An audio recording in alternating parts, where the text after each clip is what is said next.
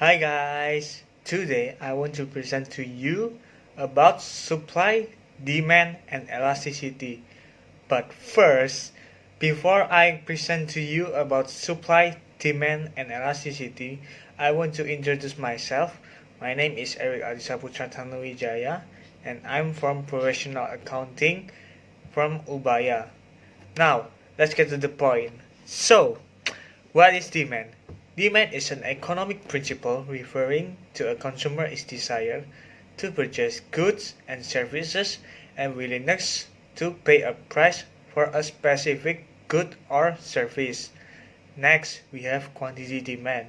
What is quantity demand? Quantity demand is the amount of product which a household will buy in a given period if it could buy all it wanted at the current market price.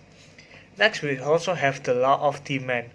Law of demand is governs the relationship between the quantity demand with and the price. If the price increase, people buy less. The reverse is also true. If the price decrease, people will buy more. Next, we have the example of law of demand. So, this is the example. I'm going to the market to buy some Indomies because I like instant noodle. So I asked for the owner of the market how much for Indomie per packs. If 2,000 per packs. Wow, it's cheap. So I buy 15 packs and go home to cook 50 Indomie. Next, we got the next day. I go to the market. I want to buy Indomie again because the stock of yesterday is out. So I asked the owner again, how much the Indomie? 5,000 per pack. Wow, it's expensive lah. So I only buy 30 Indomie instead of 50 because the price is up. So in here we can conclude that if the price going up, the quantity will going down. The reverse is also the truth. If the price is going down, the quantity is going up. Next, we have supply. What is supply? Supply is a fundamental economic concept that describes the total amount of specific good or service is available to customer. And next, we have quantity supply.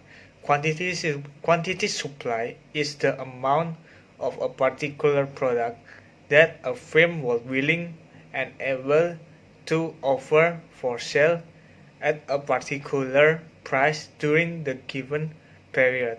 And next, we have the law of supply. The positive of a good supply, an increase in market price, will lead to an increase in quantity also. And the reverse is also true. A decrease in market price will lead to decrease in quantity supply. We have another example of law of supply. So this is the example of supply. This is me not as a buyer anymore, but I am as a seller or as the owner of the market. So in the market, I will sell a rice for only 10,000 rupiahs per kilogram, and I will sell it for 50 rice. Yeah, 50 kilo rice. But in order to make profit again, I will sell it tomorrow again, but the price will increase and the quantity and the rice is also increased. The next day, I will increase the price of the rice for 50,000 rupiah per kilo, and I will sell it for 100 rice. In here, we can conclude if the price is going up, the quantity is also going out.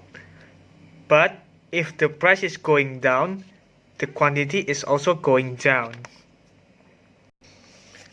Next, last but not least, we have elasticity. So, what is elasticity?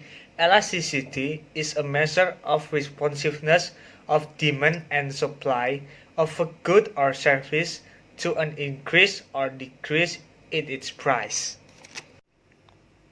Next, we move to kind of elasticity demand. So, this is the information. ED is elasticity demand, for P is price, and last Q is quantity. There is 5 kinds of elasticity demand. The first one is perfectly inelastic demand. The ED is equal to 0. If the ED is equal to 0, the price will change and the quantity is fixed.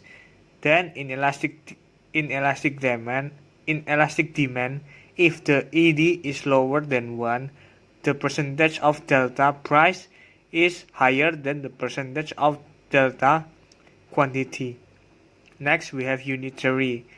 If the ED is equal to 1, the percentage of delta price is higher than the percentage of delta quantity. And next, we have elastic demand. If the ED is higher than 1, the percentage of delta P is lower than the percentage of delta quantity. And last, we have perfectly elastic demand.